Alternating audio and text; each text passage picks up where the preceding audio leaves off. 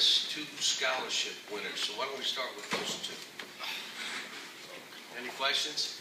Hank's not happy. Why aren't you happy, Hank? I don't know. Usually I listen to him talk, so he talks a lot.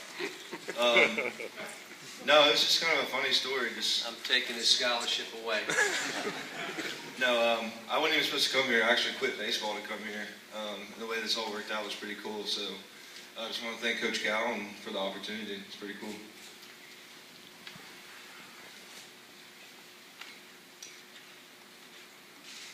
Actually, I wasn't even a basketball fan before I got to UK, which seems weird, but then once I got here, I realized that basketball was a little bit of a big deal. Didn't really realize it until I started looking it up on Wikipedia, and then I started going to games, watching on TV. Actually, the first UK game, I watched Anthony Davis throw it down pretty hard and immediately fell in love. And then once I started getting to meet the people and read up on the history about it, and the more games I go to, the deeper I fall in love with it. It's just such an awesome sport. The best tradition, obviously, in college basketball, and really the tradition, the people are what made me fall in love with it.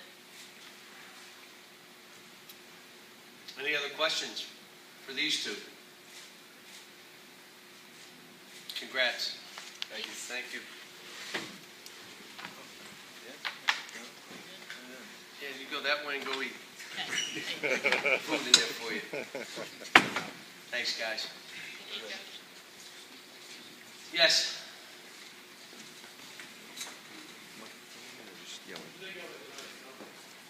I'm going to have to watch the tape.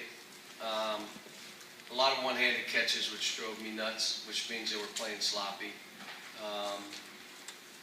We've got a lot of things we've got to get done, but turned it over too many times, which is typical of trying to make hard plays. The one team had 9 turnovers and 4 or 5 of them unforced. But I think we'll be fine. We needed some guys to play with a little more confidence, and as the thing got going, they did. But that's going to be important.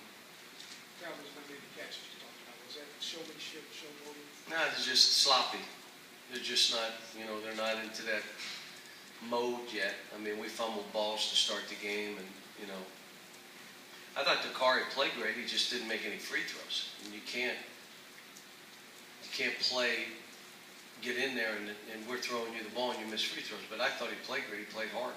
On the other side, Carl offensively looked like probably everything you want, but maybe not defensively. Yeah, really trying to he's stop just not coming up with balls. He's not, he'll try to make some heroes plays offensively, but he's learning. I thought he, Devin, Tyler, and Trey, for freshmen, all did pretty well. I thought the vets did well. I mean, Alex started poorly and then started playing better, and he has been making shots. He just got to create his own swagger. It can't come from me. I'm begging him to shoot those balls. And so, again, we got some stuff out of it. We got a long way to go. Was there at any point the groups of platoons that do we see tonight at any point the guys that split up the way you might do it during the season? You know what? We'll go watch tape. I'll probably try some different combos just to see. I kind of like 2 freshmen on a team, 2 vets on a or 3 vets on a team. It gives it some balancing, and we're just going to see what happens. I mean, I'm committed to it.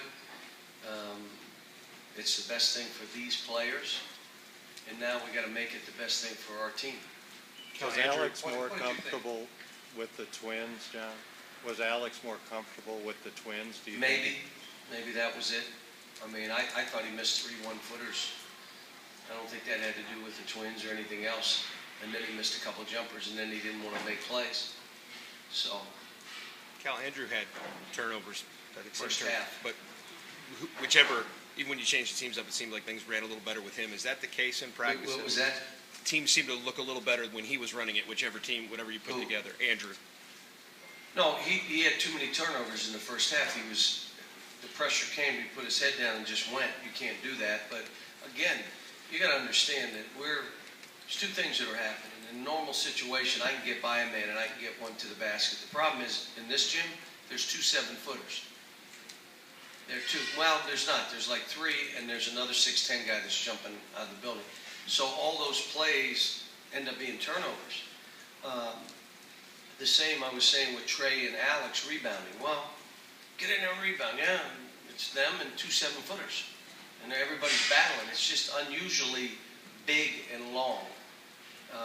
And affected Tyler a little bit in the second half. I mean, what happened early is we didn't pressure him, and he had his way, and then Andrew went up and played him and made it a little different. Well, why? Well, he can go by you, but eventually he's running into big people, like 7 foot. Cal, when you're making these platoons, are you primarily concerned with evening out the scoring between the two groups, or are there other things you're looking at first? Well, you want to have a point guard on each group. You want to have some size on each group, and you want to have, all right, how do they fit together? What I don't want to have is 4 freshmen on one team. It's just not fair to those kids. Would I ever go with 3 on one team? Well, the other 2 would have to be really veterans that are playing well for me to do that. John, what did you like best about Dakari tonight? He's playing with great energy. I mean, he's going after every ball. He has a fight and a fire in him. Got a little tired tonight. But again, you see he hasn't totally cracked it. Now, he'd been shooting in practice great. He'd been shooting free throws. He's been shooting 15-footers. But now he went in front of all these people and the popcorn's cracking and it's on TV. And the dregs of last year came back a little bit. Well, that's the same with Alex. You've got to work through that. And it can't come from me. I mean, it's got to be you working your way through, knowing you worked hard, you deserve to play well. I deserve to play well. I've worked hard. I missed a play, so what? That inner voice has got to start changing on those guys as we go forward. Did you think of the way Devin shot the ball tonight? Didn't hit a 3, but 9 of 11, I think, overall. Yeah, he missed every free throw, though. He's another one. He shot 4 for 8 from the free throw line. So he and Dakari together shot a whopping 12% from the line. I mean, they were down at halftime for one reason. They missed every free throw, 2 for 12, and Alex missed 3 1-footers. Or it's a close 1-bucket game. But again, I like the competitiveness. I wanted Aaron to do more competitive-wise. I wanted him to get up and do some things. But, like I said, we got a lot of work to do. We pressed a little bit. And again, they played a whole game running up and down, pressing, and that's not easy. With Derek and Dominic coming off the bench, how are they progressing right now at this time? I think they both played well. I mean, Derek is still trying to make hard plays instead of just making an easy pass or an easy play. But he shoots the ball. He's long. He can go get balls. And Dominic is just way better than he was a year ago. A year ago, they did not guard him. Literally just said, let him shoot. Now, if you leave him open, he's making those shots. Cal, what added level of challenge is it at this time of year just to not have to only figure out who your 5 best guys playing together are, but to have to do that twice? Well, the good news is that other guy we start playing against is going to have to figure out what these 10 guys or 12 are and how one unit plays versus how another unit plays. What are they doing in pick and rolls? What are they doing on post-ups? Well, this group plays one way. This group plays another way. So the issues I'm going to have, the other coach is going to have too. Did you expect it to restart at 0-0 going in? If we were going to go to the young team against the veterans, I was going to do that, yes. What's been the hardest? I wanted, in practice, when I went vets against the rookies, it's been competitive. So that's why I wiped the score out. I didn't want one team to think, we're down 15, 18, or whatever it was. I just said, wipe it out at 0-0. Let's see them compete. What's been the hardest thing with these players and trying to get them into that platoon mindset versus the usual substitution pattern? I don't know. We're going to find out. We haven't done it yet. Today we just played a bunch of guys. I mean, like from the summer on, as this evolves. I don't know yet. I got to get in games and do it. There are going to be issues that we'll have that I'm going to have to deal with, and there are going to be issues that other coach is going to have, he's going to have to deal with. How we finish games, we haven't gone over that yet. We're just now getting to where how we're going to grind it out, how we're going to play. We just started that yesterday. So Yeah, I'm pleased with them, but like I said, it is so early. We're ahead based on the fact that we did go to the Bahamas. We're ahead by the simple fact, I've got guys coming back for the first time. So now all of a sudden there's a little less anxiety, and that bleeds down to the freshmen. It makes me less anxious because I see that these guys are comfortable. Then it becomes just, okay, you got to compete at a higher level. John, you said last week you wanted to see Carl fight more. Yeah. Have you seen that in the last week? Still has a ways to go. Really does. But he is so skilled. He fumbled balls today. There were some one-handed catches. There's some rebounds he didn't bring in. Plays like that. Those are plays that are easily made. Don't make those. I thought Willie did some good things today. Willie just is a different soul now. He's out there, and you saw we were switching pick and rolls with him. I may even switch pick and rolls with Carl, make him guard, make him move his feet. Last question.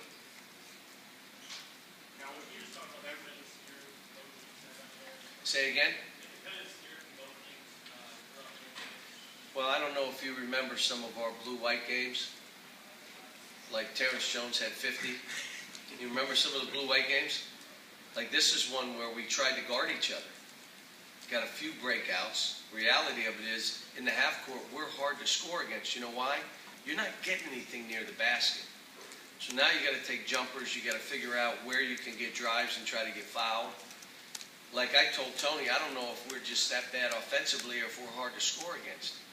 I think early on in the season, we're going to have to rely on our defense, that we can really make it hard on the other guy to score, and let's get some breakouts. But Now, if you're getting to the point where you're playing 10, 11 guys, would you ever consider redshirting if it maybe wasn't going to get it? that's a player's decision. I would never. If a young man wanted to do that, they'd have to explain why, and if that were what they wanted to do. But you know what's great about playing here? You only have to have one good year. You only have to have one good year. You don't have to have 5 good years. No one playing under me has 4 good years. You only have to have one. Some guys are ahead mentally and physically. It doesn't matter if you didn't play for a year or 2. How about this? Or 3. That 1 year you have your breakout. See ya. Kids are all on different timetables. It's just, the normal thing. Everywhere else, freshmen and sophomores don't play much. Here we got spoiled. Like, they're all playing. So now you get a couple that maybe aren't playing as much, yet they're still very talented and they're going to make it. Both of them. I think Dominic and Derek. And at the end of the day, if something happens, there's an injury, somebody has to step back, I have all the confidence putting them in. Do you understand that without Dominic, we probably don't beat Michigan? He took Skauskas out of the game. So, much better player, and so is Derek. Thanks, folks.